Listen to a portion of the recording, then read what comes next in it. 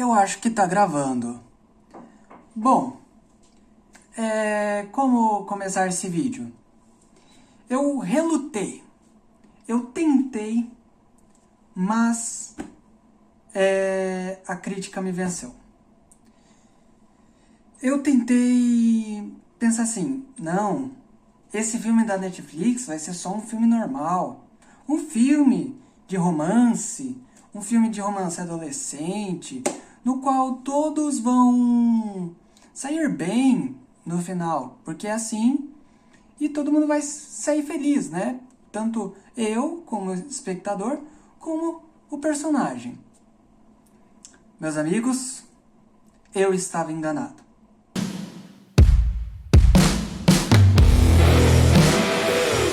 Para começar, como surgiu a ideia de ver esse filme? É meio complicado essa história, mas essa semana meu pai assinou Netflix e eu, como adoro ver uns filmes, eu decidi assistir uma novidade, algo que nunca tinha visto na vida, mas voltado aos gêneros que eu gosto. Sendo esses besterol, comédia, drama, romance, comédia romântica, né? Mas esse filme me chamou a atenção. Esse filme aí, esse filme. Todas as Sardas do Mundo.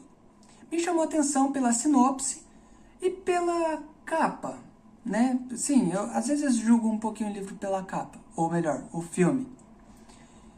E, meus amigos, eu fui dormir bravo, revoltado, e eu vou explicar todo o motivo aqui nesse vídeo. Porque eu vou fazer um breve resumo. Um resumo para você não ter que assistir esse filme. Se não, se você quer assistir esse filme, fecha esse vídeo e vai assistir o filme. Mas se você não quer assistir o filme ou quer ter uma base com muitos spoilers, assista até o final. Vamos lá. Todas as Sardas do Mundo.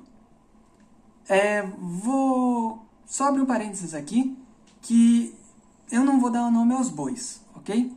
Ou seja, eu não vou lembrar de cabeça quem é quem nesse filme. Mas eu vou, como eu posso dizer, eu vou dando características, né? E aos poucos eu vou mostrando quem é quem. Não vou colocar imagem nem nada porque eu tenho medo de direito autoral, então vai só no bate-papo aqui mesmo. Então vamos lá. Todas as Sardas do Mundo. O filme passa em volta de um personagem, de um menino que deve ter seus 15 anos, mas que na verdade aparenta ter 11, mas não sei como, mas no filme aqui ele tem para ter uns 15 anos, porque ele está cursando o seu primeiro ensino médio. Sendo que todos os personagens desse filme, da trama, né, da sala de aula dele, que ele está se mudando e vai parar nessa sala de aula de uma escola nova, todos parecem estar no primeiro primeiro ano do ensino fundamental, né? Mas eu só fui descobrir que era o primeiro ano do ensino médio quando tem uma cena do filme que eu já chego lá, que ele fala, poxa, esses são os caras do fundamental ainda e a gente perdeu no futebol para eles. Calma que eu já vou chegar aí. Então vamos lá. A trama se passa através desse menino, né? Nossa, bati forte a palma, não sei porquê. Acho que é a irritabilidade aqui. Irritabilidade, nem sei se existe, meu Deus do céu. Tá, tudo bem. O filme se passa através desse menino que se muda para a casa dos seus avós por conta do trabalho do seu pai. O seu pai é um piloto de avião, de helicóptero, sei lá, de avião, e ele só aparece no fim do filme, o pai desse menino. Mas, vamos lá. Esse menino se muda para essa casa dos avós dele e ele tinha uma fama meio que na família de inventar coisas que não existem, né? Mas não inventar coisas na cabeça, não. Ele inventava, ele criava objeto aqui, sei lá, ele inventava um boneco, ele inventava algo, mas voltado para a eletrônica, né? E tudo de cabeça. A maioria dessas coisas não funcionavam. E você vai perceber isso no decorrer da história que eu vou contar para vocês. Bom, ele se muda e, consequentemente, ele se muda de escola. No primeiro dia de aula, frustrante, né? Porque a mãe dele entrega uma lancheira para ele e todo mundo zoa ele, a cara dele, menos uma menina que ele senta do lado, né? Porque nessa escola as mesas são divididas, né? Não é que nem no Brasil que cada um tem sua mesa, não. Lá acho que se passa na Argentina ou México esse filme. É uma língua que fala espanhol e as cadeiras são divididas. Então, ele senta do lado de uma menina e aos poucos vai conhecendo essa menina, né? Mas já no primeiro dia de aula, essa menina aparenta ter um perfil meio rebelde, um perfil meio voltado ao rock and roll, um perfil dos sonhos. Não, brincadeira. Um perfil meio que, como posso dizer, contra os padrões, né? E esse menino simplesmente trata ela como uma amiga, uma pessoa qualquer. Mas fica claro que desde o primeiro dia que ele entrou, essa menina tem uma atração por ele. Isso fica claro no intervalo desse primeiro dia. E agora, parte importante, ok? Ocorre um intervalo.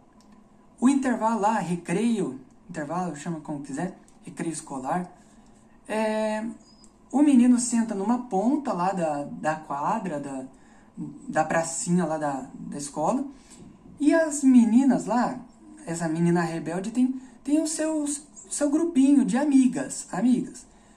E as amigas falam assim: nossa, você viu aquele menino? Ele é um pouquinho estranho, né?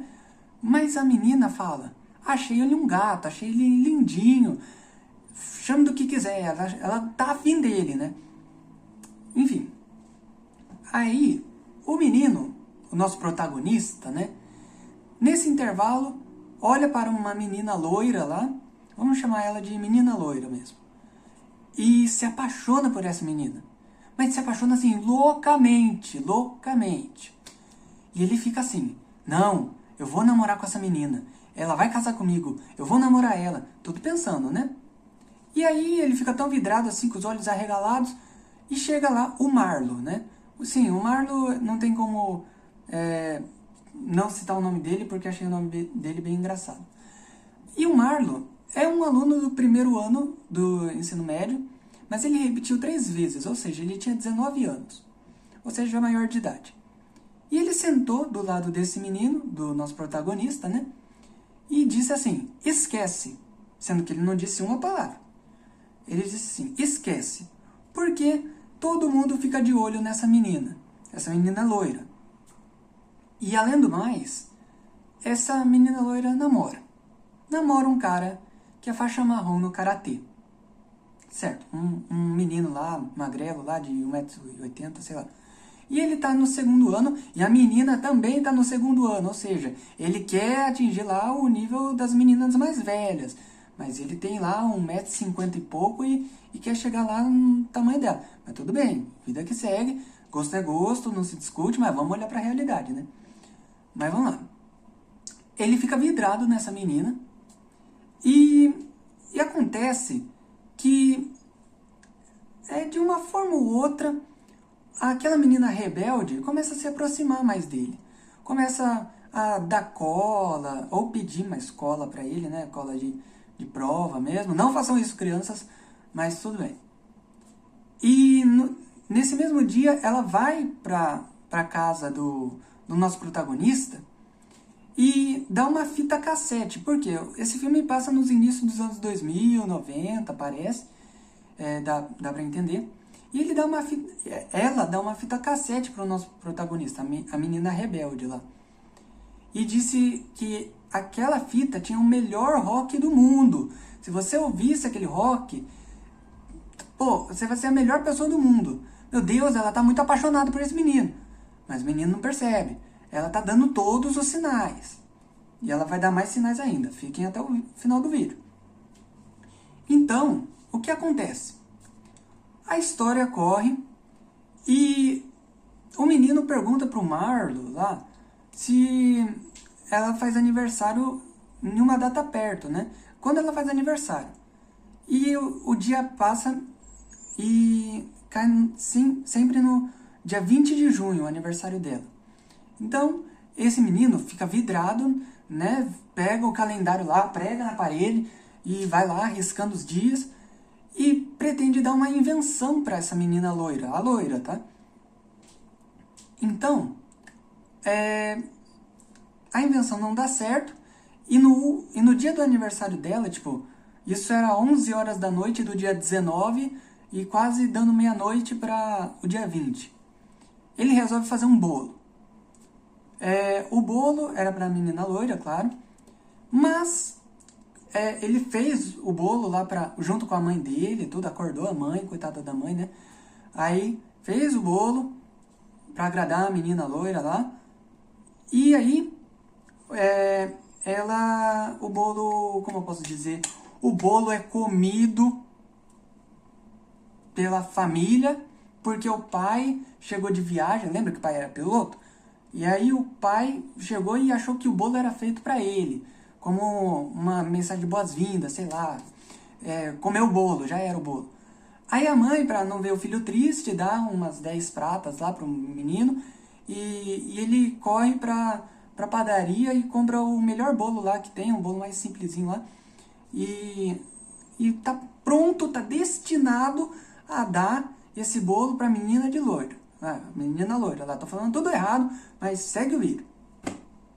Bom, chega o dia, né?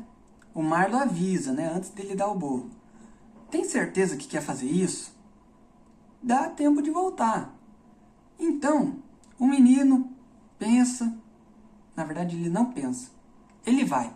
Ele vai em direção à menina lá. É dia do aniversário dela. Ele com um bolinho lá, todo bonitinho. É uma cena bem, bem bonita. E nessa cena eu pensei que eu ia chorar pra caramba, né? Porque vamos fazer alguma coisa com esse menino. E realmente acontece. Mas uma cena, como posso dizer? Esse menino recebe uma bolada de futebol na cara, sim. Ele desmaia, mas é um desmaio rápido. E ele pensa que tá numa balada com essa menina aí, mas na verdade era tudo coisa da cabeça dele. O bolo fica todo estraçalhado, ele tá todo cheio de bolo na cara, e ainda bem que não tinha cobertura. E ele mesmo assim entrega pra menina. E quem acertou essa bolada na cara dele? O namorado da menina de loira. Menina de loira não, menina loira. Aí, ele... uma coisa que eu esqueci. Esse namorado também gostava muito de futebol. Guardem essa informação. Aí, a história corre e tal, e através desse incidente, ou acidente, né? A menina loira começa a se aproximar do menino, né? O nosso protagonista. E nesse meio tempo, a menina rebelde, claro que ela percebe tudo, né? Então, ela descobre, né, a menina loira, que... Ela descobre não, o protagonista descobre que a menina loira gosta muito de futebol, ok? Então, como uma boa ideia, né? O nosso protagonista se decide a fazer um time de futebol para jogar no Interclasses. E ele escolhe as piores pessoas. Por que piores pessoas? Porque eram os únicos amigos dele, né? E sim, o Interclasse realmente acontece. E nesse meio tempo, antes do Interclasse começar, o menino aposta no banheiro com o namorado da menina loira. Aposta menina. A mão da menina. Por quê, né? Coisa de adolescente, né? Se eu ganhar esse torneio, você tem que deixar essa menina e deixar a gente namorar, ter filhos e ter uma família. É tudo que esse menino quer. Calma que a parte mais revoltante tá pra vir. Então, o Interclasses acontece e simplesmente vai lá, começa com um, com outro, e o Marlo, que era o repetente, né? Ele simplesmente explode no futebol. Ele não explode literalmente, né? Ele simplesmente destrói no futebol. Ele é muito bom no futebol. E destrói os moleques lá. Mas bem na final, que é o time do protagonista contra o time do do menino lá que ele fez a aposta, o namorado da loira, ele simplesmente, o Marlo não vai poder participar, porque ele machucou o amiguinho dele. Sim, é isso que você está pensando, o amiguinho dele. E a parte mais bizarra é que ele tinha um caso com a professora. Tá ficando confuso? Tudo bem, mas vida que segue. Eu também não entendi, mas fazer o quê? No que deu na cabeça desses roteiristas. Mas na final, por mais que hollywoodiano que seja, você deve pensar: ah, aí mesmo com a falta do Marlo, o protagonista vence o menino e consegue a menina loira e são felizes para sempre. Não! O menino perde de, sei lá, 18-1 pelo negócio lá do namorado da loira. Mas antes desse jogo também, a loira descobre que eles tinham apostado a mão dela, né? Tipo, tinha apostado quem ficasse com ela. E xinga o namorado, xinga o protagonista, uma loucura. E descobre pela menina rebelde, que deu uma de migué lá pras amigas e ela acabou ouvindo. O que acontece é, acabou o jogo, o menino simplesmente dá um chute, um soco, não lembro direito, no menino que luta karatê. Arranjou briga feia. E, bom, esse menino do karatê decide enfrentar esse moleque, né? Depois da escola. E realmente essa briga acontece. Essa briga não dura 2 minutos, porque um soco que esse menino levou, ele caiu duro no chão. Então, nesse cair duro no chão, a menina loira vai acudir o menino lá, tá com o nariz todo esfolado lá, sangrando, porque o soco foi bem na cara, assim, que nem a música do Matanza. E aí, a menina e o menino lá, ele beija a menina loira. E a menina loira gostou. Porque ela disse assim: oh meu Deus, eu não posso namorar com você, porque você é muito novo. Aí o menino fala assim: mas o amor não tem idade. Sabe quando isso vai acontecer? Nunca. Na vida real.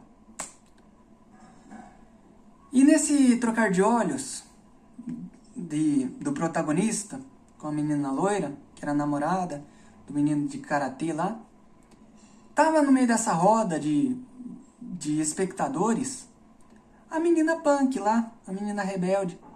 E ela viu toda a cena, mas ela não tava nem ligando. Ela viu o potencial do menino de karatê e começa a namorar com o menino que lutava karatê. Mas isso a gente só vai descobrir no final do filme. Sabe como? Porque em 2 semanas de namoro entre o protagonista e a menina loira, eles terminam. Por quê? O protagonista simplesmente está no shopping e fala: eu não quero mais você. Eu quero a menina rebelde. Porque ela deu todos esses sinais pra mim e eu não percebi. Agora que você foi perceber? Agora que é tarde? Certo. Aí o menino vai lá. Essa cena tá parecendo, que eu vou contar agora, parece a cena da Maria Joaquina com o Cirilo. Porque o menino vai lá com um buquê de rosas, né? Vai entregar pra menina.